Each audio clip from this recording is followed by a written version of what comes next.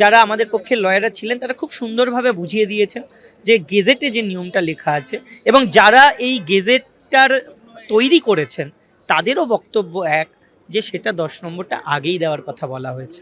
তাই আজকে আমরা দেখতে পাচ্ছি যে সুপ্রিম কোর্টের যে শুনানিটা আগামী রয়েছে, আগামীতে 24 তারিখ এবং 26 তারিখ, সেটার কি অর্ডার হচ্ছে তার ভিত্তিতে উনি পরবর্তীতে ভাববেন এটা শুনানি হবে কি হবে না, বা কি হবে আর কি আলটিমেটলি।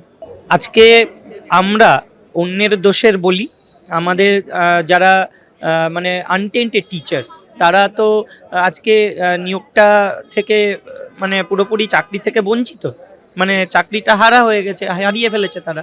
তো সেই জায়গায় নতুন যে নিয়োগ হচ্ছে সেখানে তাদের অধিকারটা আছে। অধিকারটা কি?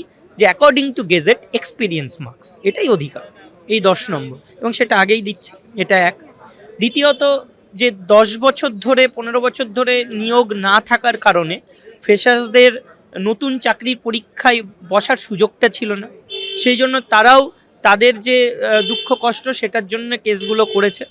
তো এখন ম্যাটারটা হচ্ছে, এমন একটা পজিশনে আছি যেখানে আমরা দেখতে পাচ্ছি 36,000 ভ্যাকেন্সি, বাড়বে কি না বাড়বে সেটা আমরা কেউ জানি না, কিন্তু এই ভ্যাকেন্সির মধ্যে যদি ধরেও নেওয়া যায় যে 9,000 বা 10,000 টিচার্স আউট অফ 12,000 বা 13,000 তারা চাকরিটা পেল, বা ধরে নিই যদি আমরা যেহেতু চাইছি যোগ্যরা প্রত্যেকেই চাকরিটা পাক, যদি সেটাও হয়, তাহলেও তাহলেও কিন্তু 22 থেকে 23,000 ভ্যাকেন্সি থাকছে, যেগুলোতে কিন্তু ফ্রেশার্সরা জবটা পাবে।